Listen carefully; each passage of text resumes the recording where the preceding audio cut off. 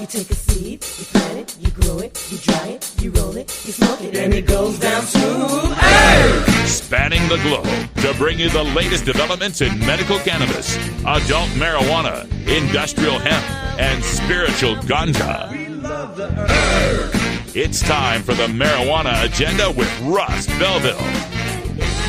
Now, here's your host, Russ Belville. Good day, tokers and tokettes and non-toking lovers of liberty. It is Thursday, July 6, 2017, and it's got to be 420 somewhere in the world.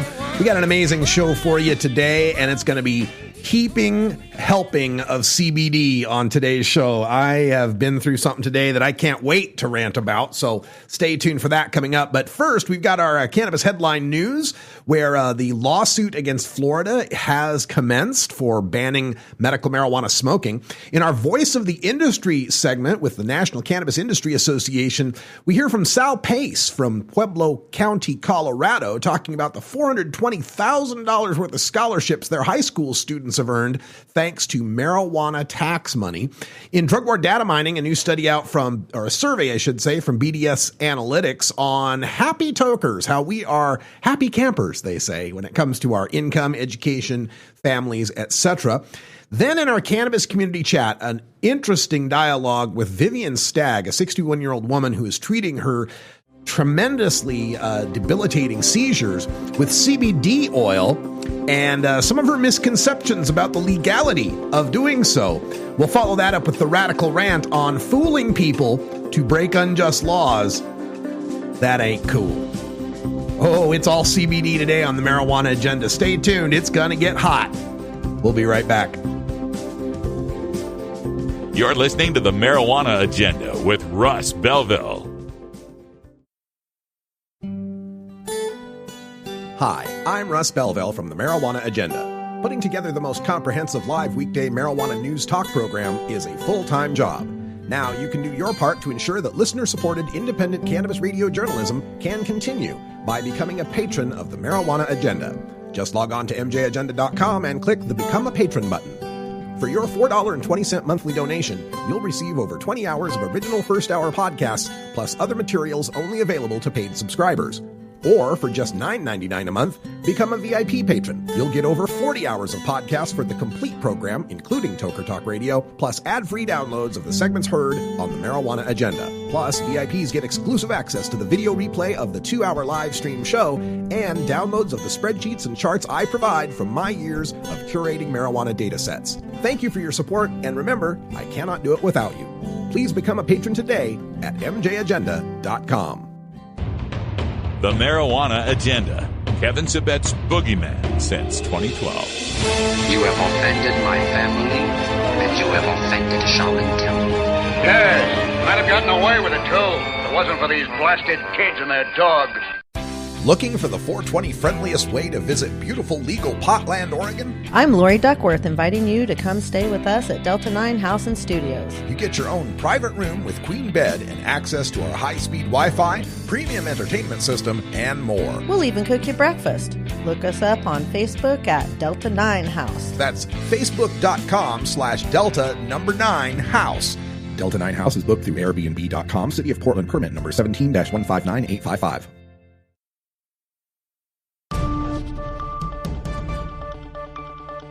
This is your Cannabis Headline News.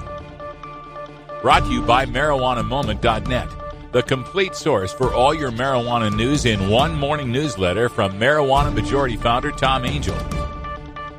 Subscribe today for free at MarijuanaMoment.net. This is your Cannabis Headline News for Thursday, July 6, 2017. I'm Russ Belville. Florida is being sued because its new medical marijuana law doesn't allow patients to smoke the herb. Lawyer John Morgan filed the lawsuit Thursday, saying smoking marijuana is the best way to administer it to some patients, according to the Associated Press. Morgan led the ballot effort that put medical use of marijuana in the state constitution with 71% voter approval. He said the language in the Constitution said marijuana can't be smoked in public, which implies that it should be allowed in private. But the law signed by Republican Governor Rick Scott last month bans smokable forms of marijuana. Lawmakers who supported the ban argued smoking marijuana isn't healthy. Morgan has taken his cause to social media where he is using the hashtag #NoSmokeIsAJoke. AP reports at least 14 people were killed in a firefight between armed groups in northern Mexico, authorities said Wednesday, after initially putting the death toll at 26. Felix Gonzalez, a spokesman for Chihuahua state prosecutors, told local media that officials received initial reports of 26 dead in the gun battle between members of the La Linea gang and a faction of the Sinaloa cartel. But he later told Milenio Television that authorities had recovered 14 bodies and that the higher toll had mistakenly included some wounded. He said it was still possible the death toll could climb if some succumbed to their injuries or if additional bodies were located. Another state prosecutor's spokesman, Eduardo Esparza, said police and soldiers came under fire when they arrived at the scene and 3 suspected gunmen were detained. All the dead were adult males and 20 rifles were found at the scene, he said. Esparza said gunmen from the 2 groups were apparently responsible for the killing of 2 state police officers about 10 days earlier. Mexico is experiencing its highest homicide total in at least 20 years as splintered drug cartels battle over territory. AP reports that recreational marijuana sales have exceeded the expectations of Las Vegas area store owners who have seen long lines outside their dispensaries since Saturday, when Nevada became the 5th state with shops selling pot to the public. The demand for recreational marijuana has been such that dispensaries had to turn away customers in line over the weekend, and at least one extended its hours of operation. Dispensaries reported wait times of 45 minutes to an hour Saturday afternoon and up to 20 minutes Sunday. Those 21 and older with a valid ID can buy up to an ounce of pot. As of Friday, the state had licensed 44 dispensaries to sell recreational marijuana. 39 of those shops are in the Las Vegas area, but people can only use the herb in a private home, as it remains illegal to consume it in public, including the Strip, hotels, and casinos. Violators face a misdemeanor citation and a $600 fine. Maryland regulators have allowed the state's first medical marijuana dispensary to open its doors immediately, even though the herb will not be available for months. The Baltimore Sun reports the Maryland Medical Cannabis Commission approved the license for the Wellness Institute of Maryland on Wednesday.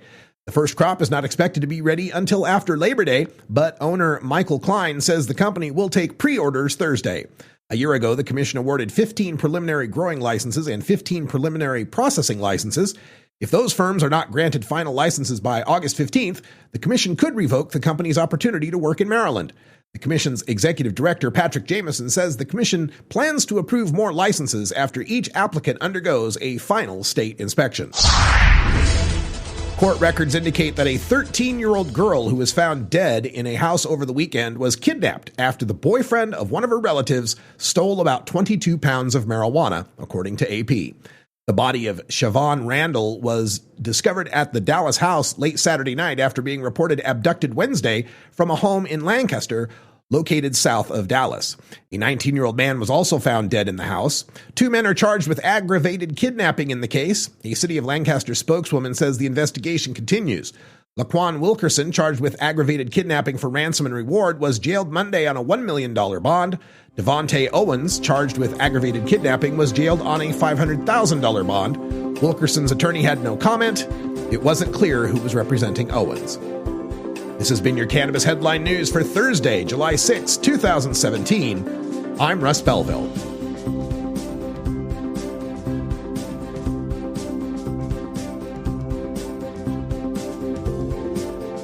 You're listening to the Marijuana Agenda with Russ Belville.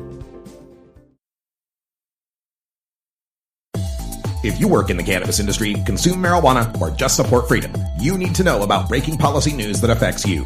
Marijuana Moment is the daily newsletter that helps you stay on top of all the latest and most important state, federal, and international cannabis developments. Brought to you by longtime legalization activist Tom Angel, Marijuana Moment puts a concise yet comprehensive overview of cannabis news in your inbox early every weekday morning. Wake up to Marijuana Moment and rest assured you'll be ready for the cannabis news that's driving the day. Subscribe now at marijuanamoment.net.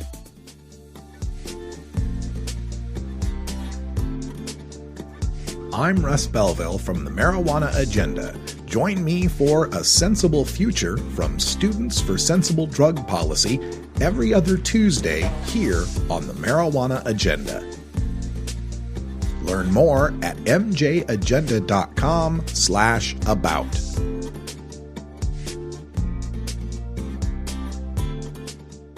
you're not high.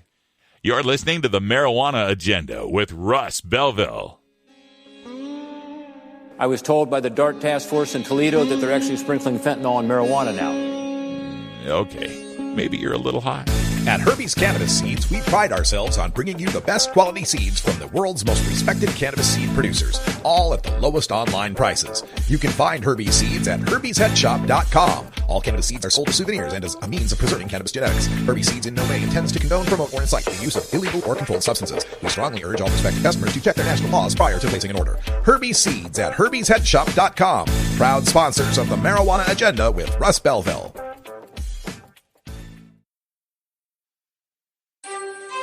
The National Cannabis Industry Association is the leader in the emerging world of marijuana business.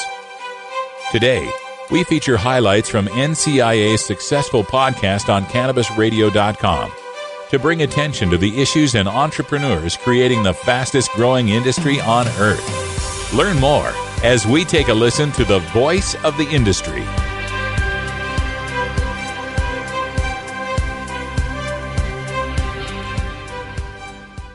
This is your host, Bethany Moore, and we're chatting with Sal Pace down in Pueblo. He's a county commissioner and has been involved in the cannabis industry and is a member of the National Cannabis Industry Association. So, Sal, talking more about Pueblo County, what was Pueblo County like before cannabis really came down there and the industry boomed and adult legalization became a thing 2.5, 3 years ago? How has the cannabis industry actually benefited the area? Yeah, so for a little historic context, Pueblo has struggled since the 1980s when the Colorado Fuel and Iron steel mill closed down. There's still an operating steel mill, but a fraction of what it used to be. And amongst Colorado's largest counties, we've had higher unemployment, lower per capita income. Our largest city, Pueblo, is the largest majority Latino community in the state of Colorado. And we've just seen a lot more generational poverty than other parts of the state. And so with the legalization of adult use cannabis, I personally saw it as an opportunity to try to help us bring some economic activity and vitality back to Pueblo. You know, there's so much opportunity with cannabis, you know, not just the cultivation and the dispensing and the manufacturing, but also the research. And it seems like in too many communities that the benefit of the cannabis boom is not reaching everybody. But we wanted to make sure that it's reaching everyone and really lifting up our community. And it's done that. So in 2013, our unemployment rate was over 12%, been consistently in the double digits for a number of years. Today, it's at 3.2%. We have the highest number of people in the workforce that we've ever had in the history of Pueblo County. We have well over 100 licensed cultivations, well over $100 million of mostly outside investment into capital construction, which accounts for 50% of all of our construction dollars in Pueblo County.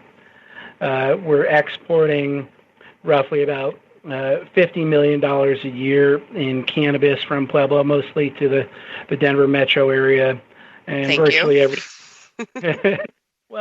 every single dispensary in the state has a product that was sourced in Pueblo or came from Pueblo, usually in the infused products, but often flower as well. Yep. And we're really proud of this. And, you know, earlier this week, Tuesday of this week, I sat on the courthouse steps and handed out college certificates, college scholarship certificates to 210 recent high school graduates who are attending colleges, local colleges, fully funded with cannabis dollars, made possible because of cannabis dollars.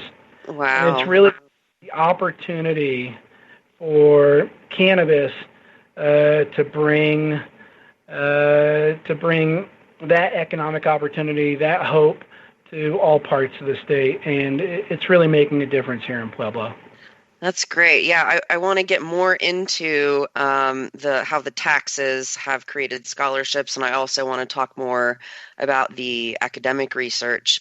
There's this great article in the Denver Post talking about the transformation of Pueblo, as you were describing, from the Steel City to the Denver Post article characterizes it as the Napa Valley of Weed. And I did not know that part of the state is called the Banana Belt. I'm guessing because of the warmer weather, which we mentioned earlier. So let's talk more about how the taxes generated from the cannabis industry are going back into the educational system, and that, from what I understand, every child is guaranteed a scholarship to go to college in that part of the state. And there's this great Cannabis Business Times article talking about that. And it says, as of June 1st, 210 students from Pueblo County are receiving hundreds of thousands of dollars to go to college. Let's talk more about that. That's really amazing.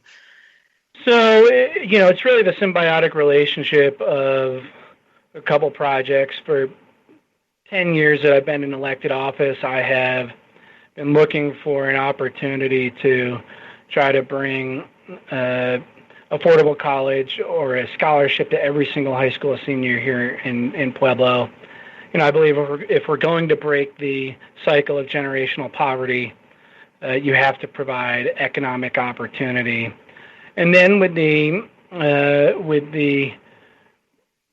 advent of regulated, licensed, taxed, tested adult use cannabis, and the fact that we've seen a significant cultivation boom here, we used the tax on cultivation to provide college scholarships.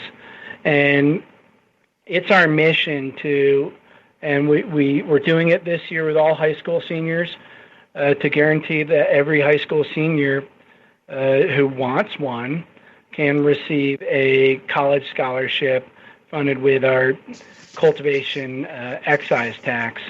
And it's pretty exciting. Not only is it the first scholarship in the world funded with marijuana revenues, we're also the first community in the history of Colorado to say that we are going to provide a scholarship, college scholarship to every high school senior.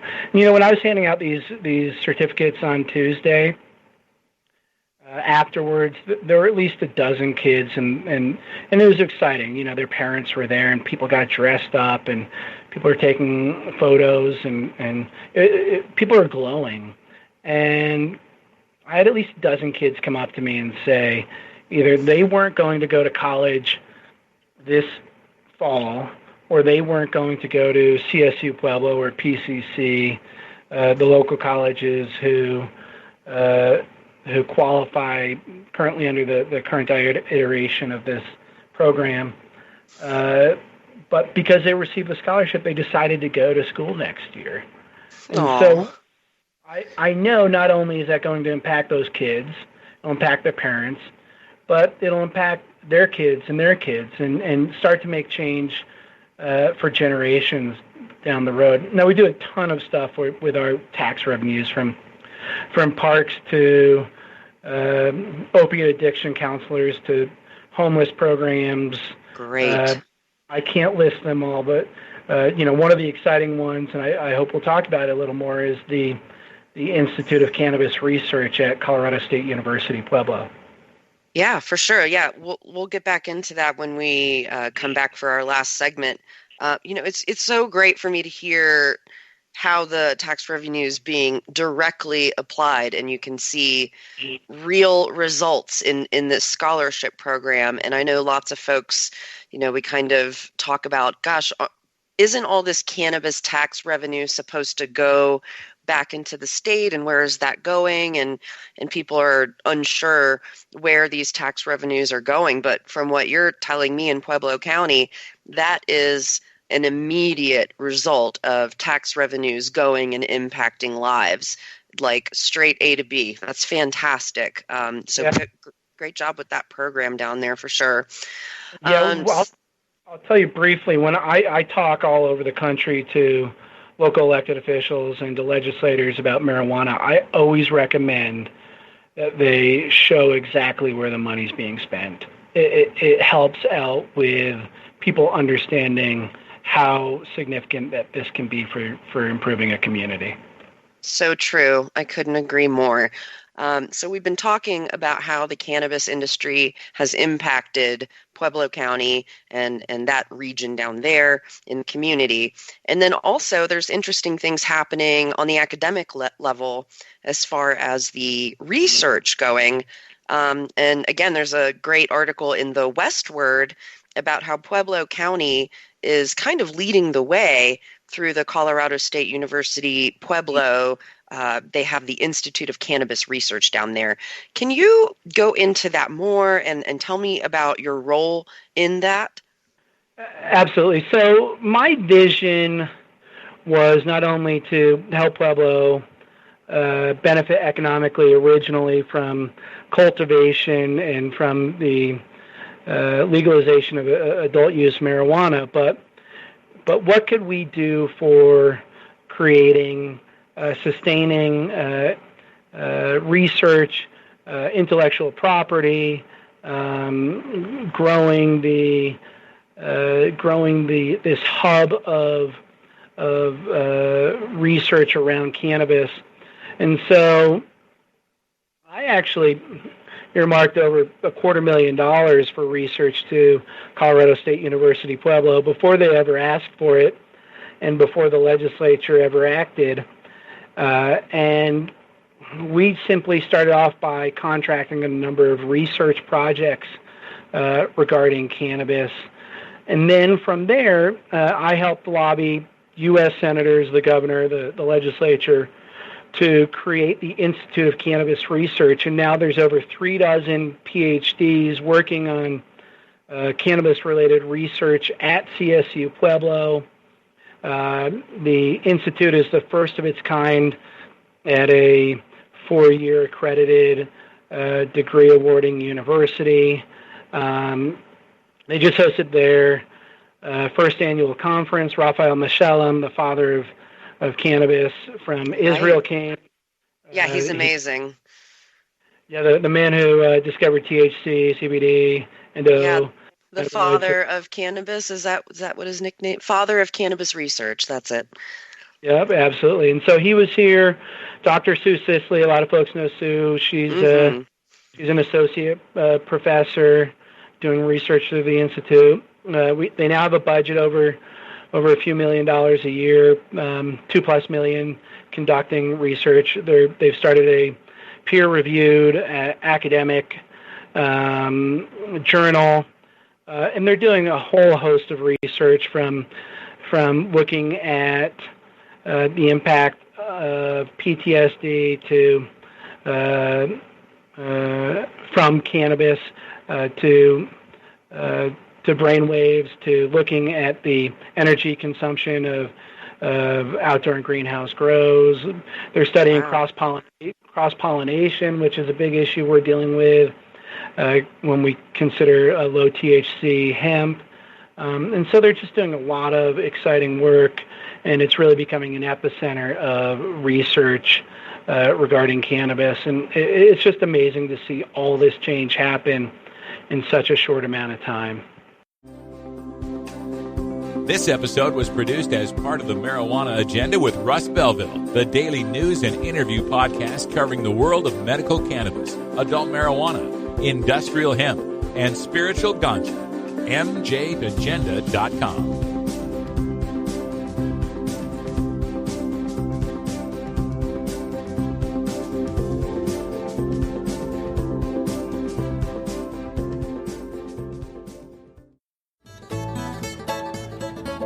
New beginner guitars and banjos are often constructed much better than ones built before your time.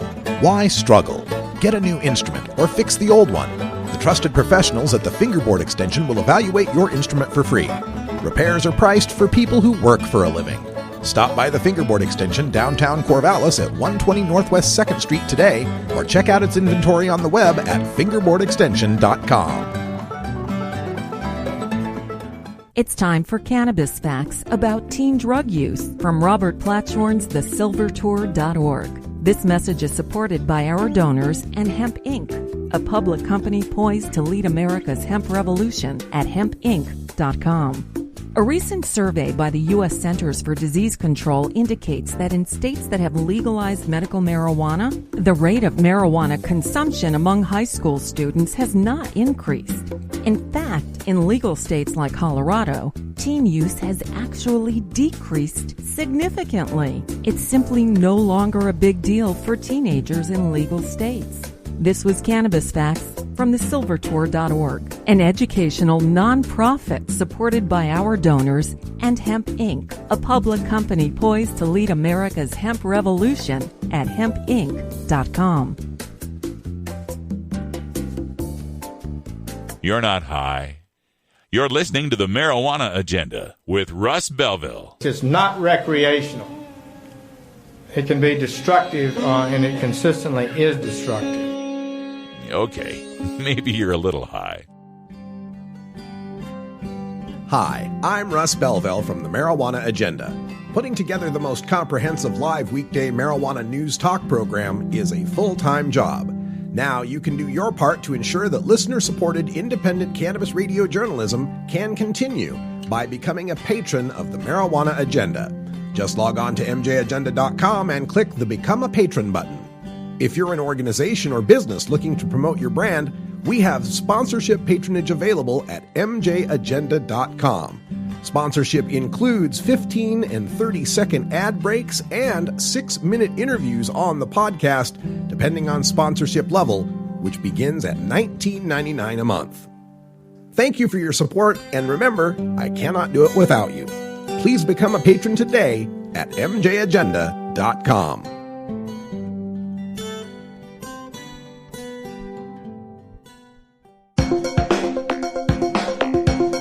Promoting the end of adult cannabis prohibition is easy because we have facts, science, reason, compassion, evidence, truth, and logic on our side. It's even easier when researchers catalog it all for us. Learn how to gather the facts on marijuana use, arrests, seizures, rehabs, drug tests, and more on this edition of Drug War Data Mining. Today in the Data Mines, we take a look at a survey that has been conducted by BDS Analytics entitled Cannabis Consumers Are Happy Campers. Well, camping is good too, but I think they generally mean we're just happy people. And according to this new research, far happier than the average folks out there. First of all, they asked people in legal states, California and Colorado, about their lifestyle, about their demographics, and they basically put people in 3 groups. You could be a cannabis consumer, a cannabis acceptor, or a cannabis rejecter. So a consumer, obviously, is someone who supports weed and smokes weed. An acceptor, someone who accepts weed but doesn't smoke it themselves, but they're cool with it, right? And then rejectors, people who don't smoke weed, people who hate weed. And what they found is that the average annual household income for California consumers is $93,000 a year, compared to $72,000 for acceptors and $75,000 for rejectors.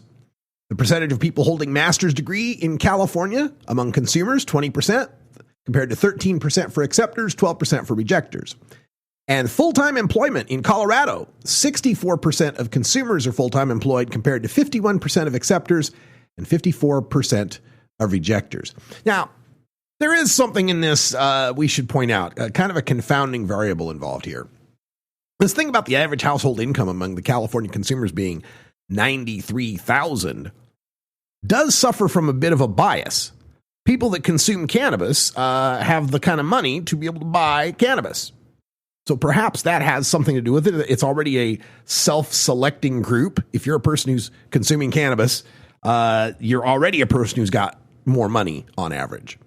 And as far as the people holding master's degrees, we've found that generally true in our research. When you look at people, whether or not they have or have not smoked cannabis, whether they've used marijuana or not, tend to be higher educated. We have found that. According to the survey, nearly 5 in 10 Colorado consumers say they are more satisfied with life today than they were a year ago. That's better than the 4 in 10 for the acceptors and the rejectors. More satisfied with life today than a year ago. Well, again, some confounding variables here could be that, marijuana businesses are taking off. And so if you're a consumer, you're happier because it's easier to get weed. If you're working in the business, you're happier because it's making a profit and you have a job. But still, good data to know. On parenting, cannabis consumers are most likely to be parents in California. 64% of consumers are parents compared to 60% of acceptors and 55% of the rejectors.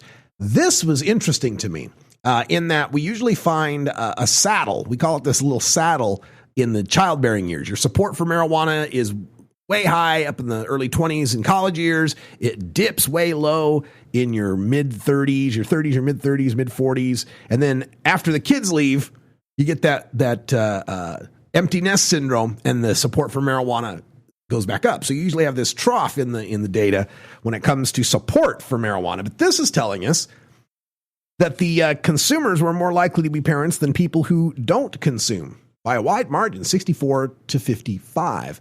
And the consumers in California more likely to have children ages 10 or younger. 37% of consumers compared to 23% of acceptors and 11% of rejectors. I'd be interested to know how this data matches up against states that are more prohibition oriented than California. Are we seeing a trend here where parents of young children are turning to cannabis to deal with the stress of raising young children? And seeing that in California because it's more tolerated, more allowed, and maybe in Kansas you wouldn't see something like that? I'd like to know. That'd be some interesting questions to get answered. The survey also says that we are active socially and creatively. The Colorado consumers, 36% said they're very social, 28% for rejectors, 21% for acceptors. Now, that's interesting. The acceptors were lower than the rejectors. Interesting to me, they support weed, but they don't smoke it, and so they are not very social people. Well, get into a joint circle. How much more social could you get? Acceptors in Colorado were more likely to enjoy fine arts. The outdoors, consumers in both Colorado and California say they enjoy outdoor recreation at a higher rate. 50% for Colorado consumers compared to 36% for rejectors. Half of our people like the outdoors compared to just a third of the pot haters. In California, it was 57 to 26. So again, about 3 out of 5 in California that enjoyed the outdoors compared to 1/4 of the pot haters. And in 60% of the consumers are nurturing people, and 38% of the consumers volunteer their time to help others, compared to the 41% and 25% numbers for the rejectors. Good stuff. BDS Analytics will post the link in our chat room and up on mjagenda.com. You're listening to the Marijuana Agenda with Russ Belville. The Marijuana Agenda with Russ Belville is proudly sponsored by the Marijuana Business Association. The MJBA, called by NBC News the Cannabis Chamber of Commerce, is the fastest growing business association and the fastest growing industry in America. I've been working with the MJBA for years, and I personally invite you to join the MJBA. MJBA also publishes the popular MJ Headline News on Facebook and the MJNewsNetwork.com and Marijuana Channel 1 on YouTube. Visit MJBA.net for more details. Hi, I'm Keith Stropp. I'm a 72-year-old lawyer, and I first smoked marijuana in 1965 when I was a freshman at Georgetown Law School, and I've been a regular smoker ever since. There is absolutely nothing wrong with the responsible use of marijuana by adults, and it should be of no interest or concern to the government whether we smoke or why we smoke. When we founded NORML in 1970, only 12% of the American people supported legalizing marijuana. Today, roughly 60% of the American people support full legalization of marijuana. They've come to understand that marijuana prohibition causes far more harm than the use of marijuana itself. It's time we ended marijuana prohibition and stopped treating marijuana smokers like criminals. If you agree, please visit our website at normal.org and sign up for our free newsletter. We are only incidentally talking about marijuana. We are really talking about personal freedom. You're listening to the Marijuana Agenda with Russ Belville.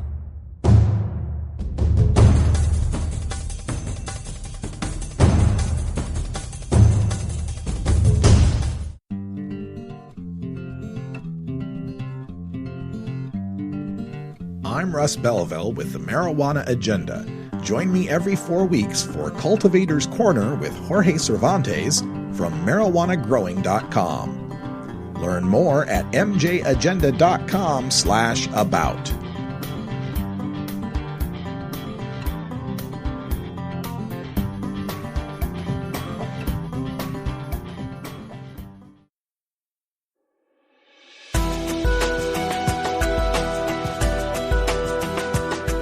The cannabis community is a diverse set of people from all walks of life. Conservative and liberal, black and white, straight and gay, rich and poor, and everyone in between. Learn more about the people we are freeing from adult cannabis prohibition in our Cannabis Community Chat.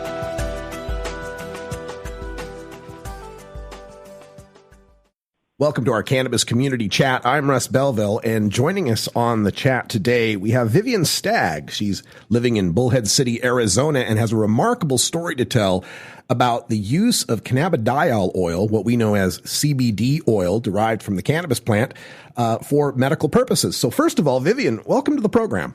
Thank you. And of course, it's never polite to for a gentleman to ask a woman her age, but we'll just say that you are a lady of mature years who is living in Arizona, kind of close to Las Vegas. How did you get involved with CBD oil and a cannabis product? Because it doesn't sound like that would be something generally you'd be associated with. No, you're right. I actually am a woman of 61. I don't mind telling my age at all because you're absolutely right. I experienced seizures, and it is a very scary situation. I was sent into I feel very scared. My doctor wanted me to start doing sent me down the path of brain surgery. They were prescribing brain surgery to help deal with your seizures. And for how long were you having these seizures? 30 years. Wow, 30 years worth of seizures. And had doctors given you other drugs to try to deal with this? Yes. I was doing medication. The medication was not helping in a manner stopping the seizures. I was having 12 to 15 seizures a month. Wow. So and it wasn't just 12 to 15 seizures a month and using all these pharmaceutical medications. So no benefit from them, but were there any side effects you had to deal with? Oh my goodness, the side effects were real debilitating. I was having sleeping all the time. I was having mood swings. I was having depression, not able to function day to day. Man, that's just that's tough to have to deal with, to not get any benefit. You got to feel like you're kind of at the end of your rope. So I guess you got in a place where, out of desperation, you moved to cannabis. Who introduced you to this concept? Yeah, I was actually. My husband freaked when the doctor started talking brain surgery, and I was really thinking relief. Maybe there's something here. Maybe so. We were at odds. Yeah. So it was Christmas time, and I was planning a trip to my daughter's. So my daughter, I was thinking, I had heard a lot of good things about CBD oil and Charlotte's Web, and so my daughter said, well, let's look into it. And where does your daughter live? This wasn't in Arizona, I take it. No, she was in California. Okay. Which traveling was really not a good thing because my husband didn't like me being out of his sight, and traveling between California and Arizona was a difficult thing. So I would get on the train because it was grounded, it was not up in the air and pressure changes. So he said, okay, we'll try the train. I'll take you to the train station. She's going to pick you up at the train station. It's a 5-hour trip. We'll try it.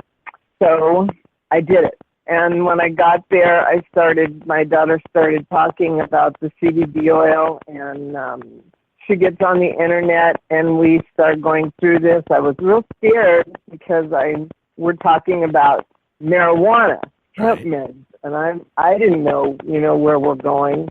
She just ordered it.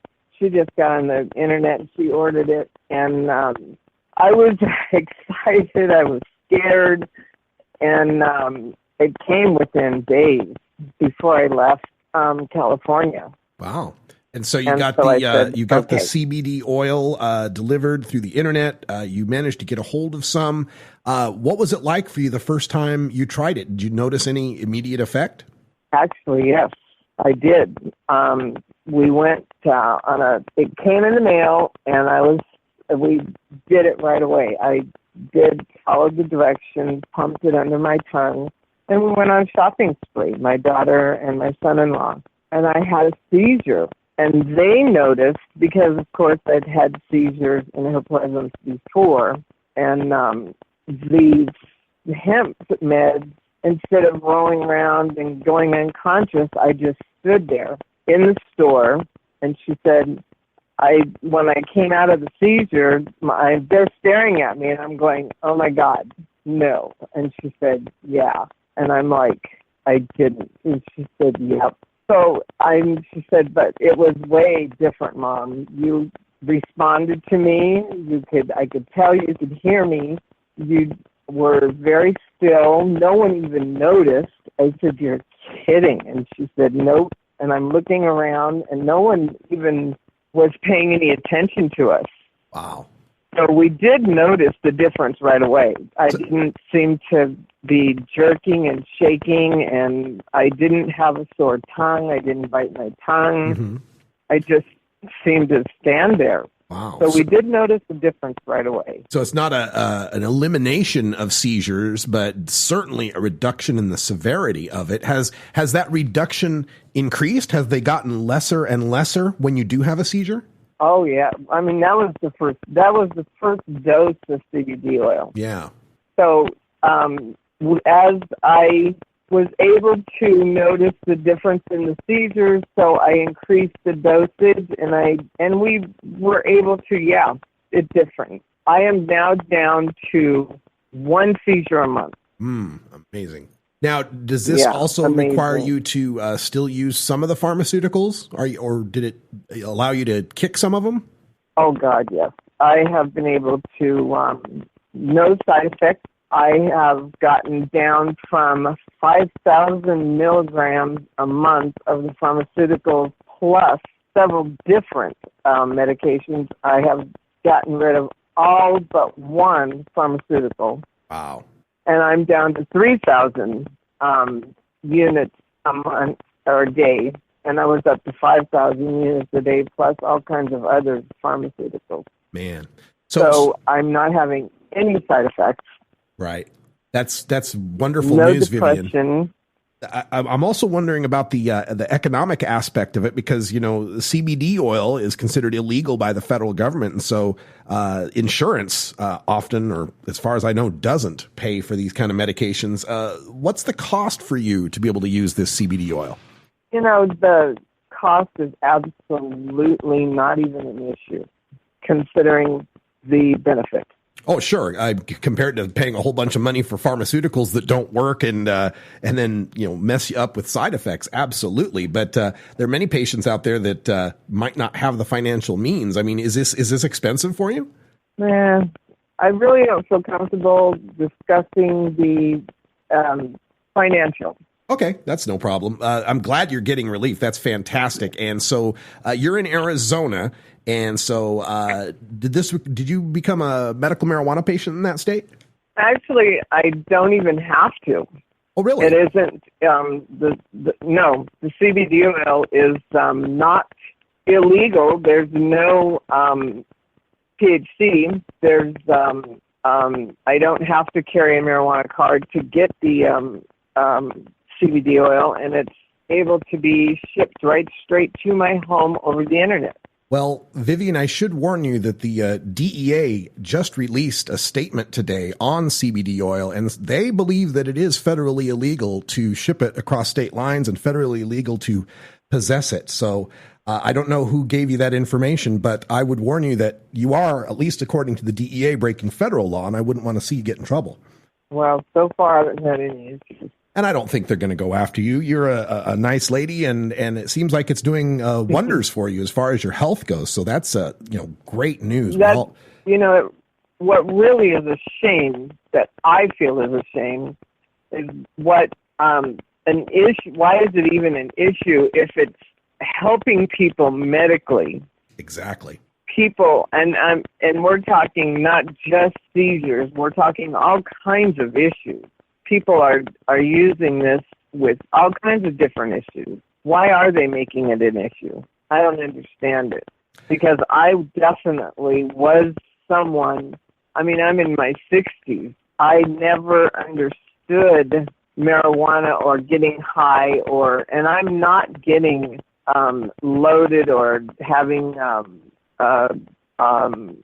getting to the point where I don't understand what's going on, or getting, I don't have like smoking marijuana, and I do have the option of smoking this. You can smoke it, the oil, out of one of those e-cigarettes, but I don't smoke cigarettes, and I don't like doing it that way, so I pump it under my tongue, but I don't get a euphoria out of it. I don't get high. It's not affecting me in that kind of a way. It's affecting my seizures. It's stopping them. It's taking them away. It's giving me a medical,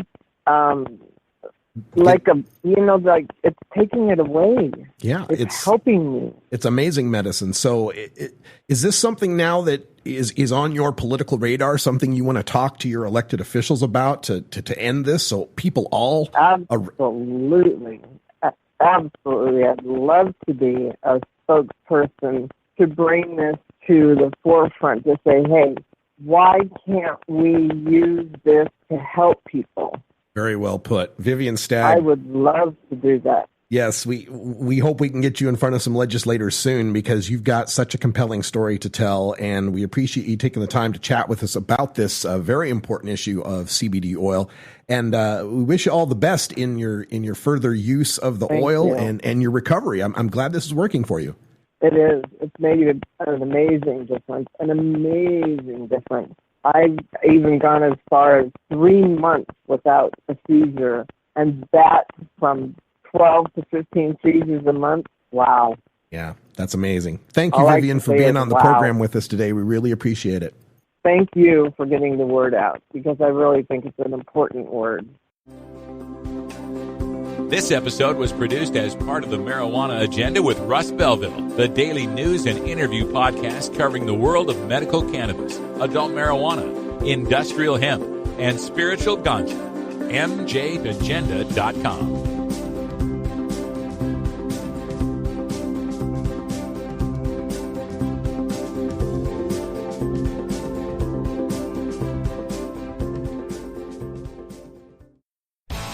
It's Russ Belville from the Marijuana Agenda, inviting you to be like me and get your ink done at Lucky Horseshoe Tattoo, Fort Worth's most female-friendly, clean, sterile, awesome tattoo shop. Thomas and his crew are true artists who can design you a custom piece or use a design you bring in. Lucky Horseshoe also offers all styles of tattooing as well as piercings and all-around fun. In the DFW area, stop by Lucky Horseshoe Tattoo and tell them Radical Russ sent you. Trust me, it'll feel awesome.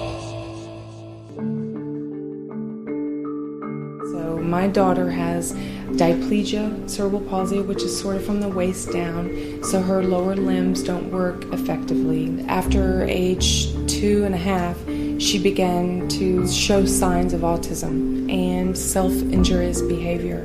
There are many families out there in other states that have similar situations, and they're using medical cannabis, and it's helping their symptoms. It's very difficult as a mom to know that there is a medication out there that is being used effectively in other states, and Texas isn't providing that for patients here.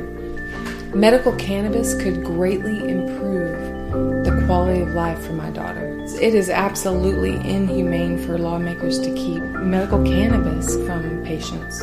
Texans deserve better.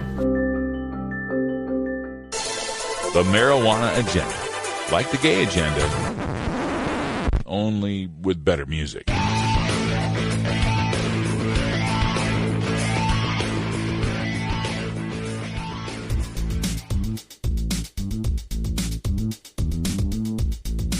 I'm Russ Belville from the Marijuana Agenda. Join me every 4 weeks for the Celebrity Marijuana Zone with Steve Bloom from celebstoner.com. Learn more at mjagenda.com/about.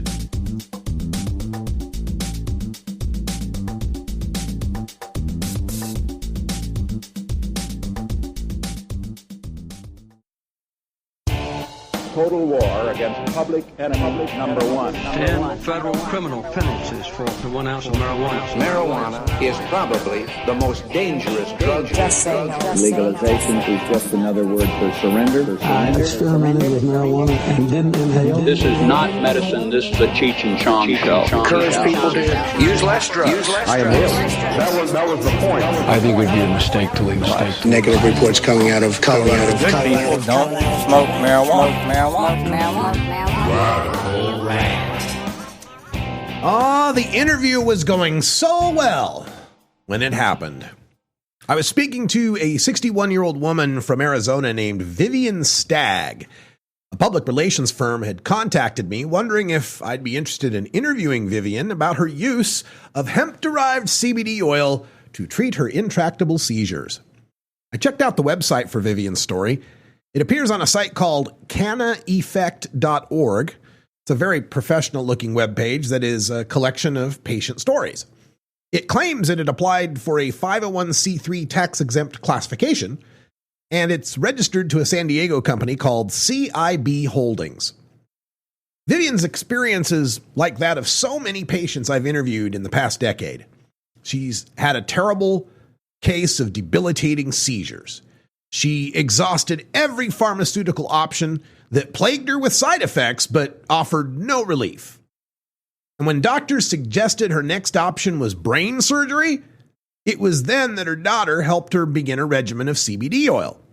It was a miracle for her from the very first day, when she did have a seizure, but so far less intense than her usual. Now she is nearly seizure and pharmaceutical free. That's when I steered the interview toward the politics. I asked her, as an Arizona resident, what the costs were for her medication and whether she had applied for her medical marijuana card.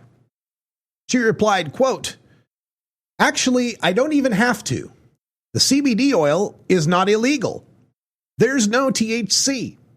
I don't have to carry a marijuana card to get the CBD oil, and it's able to be shipped right straight to my home over the internet." End quote. "Well, Vivian," I replied calmly, trying not to smack my palm right through my forehead, "I should warn you that the DEA just released a statement on CBD oil, and in that statement, they are pretty clear about it's being federally illegal to ship it across state lines and to possess it. I don't know who gave you that information, but I would warn you that you are, at least according to the DEA, breaking federal law, and I wouldn't want to see you get in trouble." Vivian didn't seem to know what to say other than, "Well, so far I haven't had any issues." And I hope she doesn't.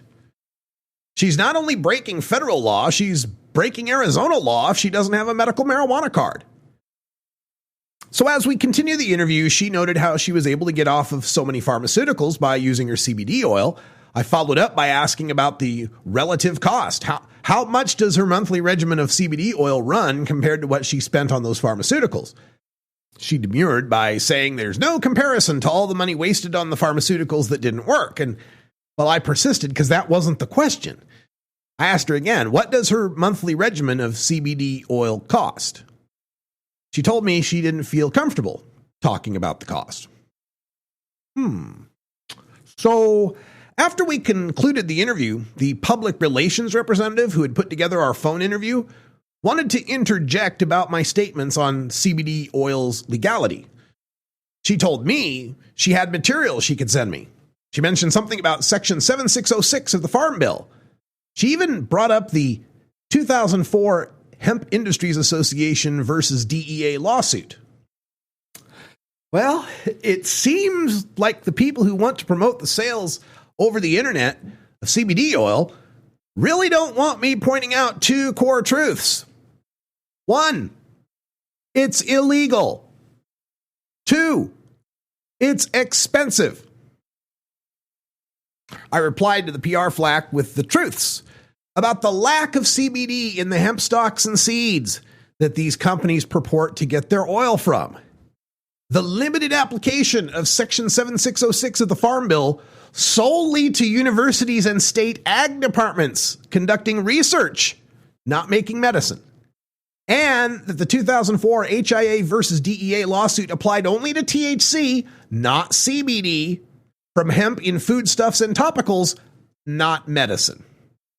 I concluded by asking her, if this stuff were legal in all 50 states to order over the internet, why would there be 3 separate bills in the federal Congress and 16 states passing laws to legalize CBD? After we hung up, I dug a little further on CIB Holdings, the company that has the Canna Effect Patient Stories website registration. The only major reference I can find to them is to Cash In Bis. Great name there. Cash In Bis, a for-profit, it seems to me, that is promoting the marijuana industry. So, this Canna Effect, kind of a trying to be tax-exempt nonprofit front for the industry trying to promote sales of hemp oil, CBD oil, over the internet. Look, I'm all for people getting relief from CBD oil, and I'm completely opposed to the federal prohibition of it. But let's not fool people, desperate people, into thinking that there isn't a federal prohibition, and in most states, either tight regulation or prohibition on CBD oil. Yes, it's our duty to disobey unjust laws. Kudos to the entrepreneurs who create companies and flout state and federal prohibition, and to the patients who disregard these cruel bans to improving their healing. But you can't go telling patients that what they're doing is legal. When we marched and sat in and protested with joints in our hands, when we grew clandestinely and we sold to each other, and when we spread info on beating drug tests and hiding your stash, we did so with the intent of disobeying unjust laws to further civil rights progress. And yeah, some of us made money on all that. But we never told each other that what we were doing was legal. Now, I understand that a company can't go around, that a company selling this CBD oil can't go out and proclaim that what it is doing is illegal. But a company can say it believes what it is doing is legal. That the current opinion from the DEA says it's not. That they're challenging that opinion in court. And that its customers should consult an attorney about the federal, state, and local laws that may apply. Look, if everyone's informed about the risk, then have at it. Break the unjust law with the intent of improving it. That's the American way. But fooling people, fooling desperate people about the risks of your overpriced medication so you can make a profit? Now, that's something a pharmaceutical company would do. That's all the time we got for Hour 1. Stay tuned for Hour 2. You know I'm going to be talking a whole lot more about this. And if you haven't heard my rants on why CBD oil is illegal and all these excuses for the hemp oil hucksters are bunk, stay tuned. Till next time, take care of each other, Follow tokers. MJ Agenda on Facebook, Pinterest, Instagram, YouTube, and follow MJ Agenda Show on Twitter. Learn more at mjagenda.com. free. You plant it, you grow it, you dry it, you roll it.